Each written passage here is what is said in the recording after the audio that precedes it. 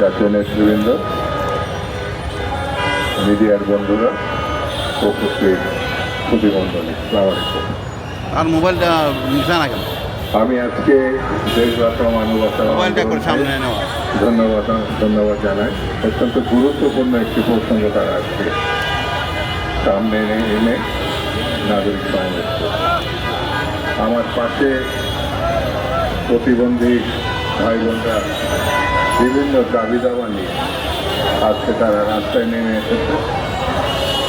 আমি তাদের প্রতিটি দাবি দাবার পক্ষের সঙ্গে একমত পোষণ করছি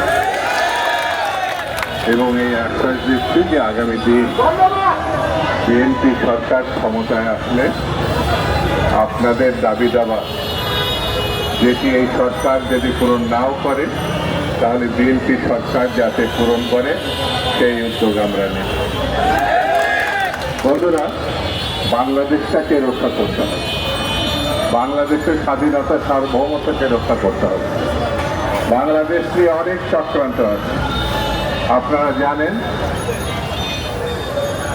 কর্তৃত্ববাদী শাসক যারা গণহত্যার সঙ্গে যুক্ত ছিল, যারা বাংলাদেশটাকে লুটপাটের স্বর্গরাজ্যে বানিয়েছিল, তারা জুলাই আগস্টের গণ অভ্যুত্থানে পার্শ্ববর্তী দেশে আশ্রয় নিয়ে।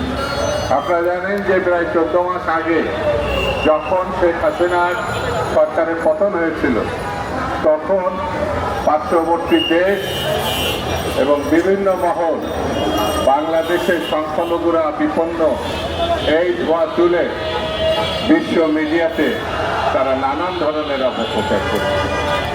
একেবারে লাগাতারভাবে কোথাও ঠিক কাল ধরে, কিন্তু এখন তারা সেটা করছে না।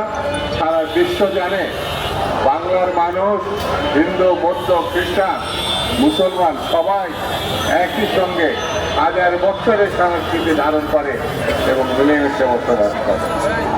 এখন তারা অন্তর্ভুক্তমূলক নির্বাচন, অর্থাৎ বাংলাদেশে সকল রাজনৈতিক যেটার মধ্যে আওয়ামী লীগ এবং 14 দল থাকবে। বন্ধুরা, আমরা বলি সকলের রাজনৈতিক অধিকার আমরা অস্বীকার করি, কিন্তু যারা গণহত্যা করেছে, যারা বাংলাদেশের ছেলে মেয়েদের, ছোট ছোট শিশুদেরকে হত্যা করেছে, শত শত না হাজারে হাজারে আপনার 16 বছর ধরে গুম করেছে, তারা যারা অপহরণ করেছে, এমন কোনো পরিবার নেই বাংলাদেশে যেই পরিবারে শেখ হাসিনা কর্তৃক কেউ না কেউ মামলার অধিকারী হয় নাই, কেউ না কেউ নির্যাতিত হয় নাই। সেই জন্য আমাদের কথা খুব পরিষ্কার, আগে বিচারের মুখোমুখি তাদের হতে হবে। মানব সন্তান সৃষ্টিকর্তার শ্রেষ্ঠ সন্তান, সেই সন্তানকে যারা হত্যা করেছে, নির্যাতন করেছে, তাদের আগে বিচার হতে হবে। যারা এই গণহত্যার সঙ্গে যুক্ত, আগে টাকা, যে টাকা আপনারা লক্ষ লক্ষ হাজার কোটি টাকা দেশের থেকে বিদেশে পাচার করেছেন, সেই টাকা আগে ফেরত দেন।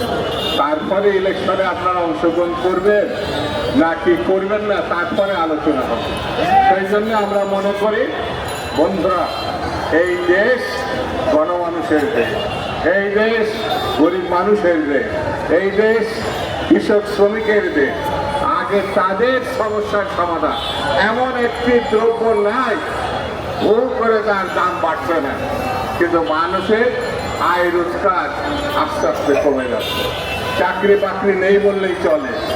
যুবক যুবতী, শিক্ষিত অশিক্ষিত, সরকারকে আহ্বান করব কাজের সংস্থান করুন, নাহলে এই দেশটাকে ভালোভাবে ঠিকমতো চালানো কঠিন হবে।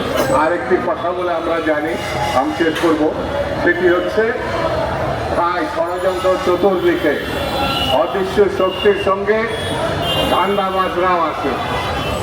ধান্দাবাজদেরকে ঠেকাতে হলে একটি গ্রহণযোগ্য, স্বচ্ছ, স্বাভাবিক নির্বাচন দরকার।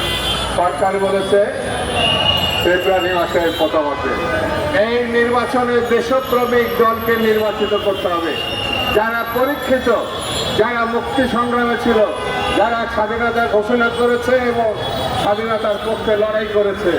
শহীদ জিয়া, বেগম জিয়া, তারেক রহমানের দল, তার মার্কা ধানের শেষ মার্কা, এছাড়া কোনো বিকল্প আছে বাংলার মানুষ মনে করে না। সেই জায়গাটায় আমাদেরকে ঐক্যবদ্ধ হতে হবে এবং ঐক্যবদ্ধ হয়ে জনাব তারেক রহমানের নেতৃত্বে আমাদের সামনের দিকে এগিয়ে যেতে হবে। এছাড়া কোনো পথ নেই। সেই পথে সবাইকে আহ্বান জানিয়ে, সবাইকে ধন্যবাদ জানিয়ে আমি আমার বক্তব্য শেষ করছি। খুদা হাফেজ। বাংলাদেশ জিন্দাবাদ।